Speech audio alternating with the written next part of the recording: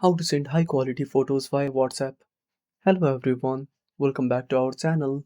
So let's dive right in without wasting any time. Also make sure to watch this video till the end. Before starting the video, make sure to update WhatsApp to the latest version. Then open up WhatsApp on your device. Now simply open up your chat or simply tap on the source icon to search for the contact. Now type the name, then tap on the contact. Now tap on the camera icon. Now give the permissions.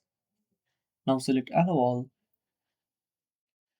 Now tap on the gallery icon at the bottom left corner. Then select the photo. Now at the top right corner, simply tap on SD icon. Now tap on send. Now this will send the photo in high quality format. And that's it. Thanks for watching. Make sure to subscribe our channel and hit the bell icon. See you in the next video.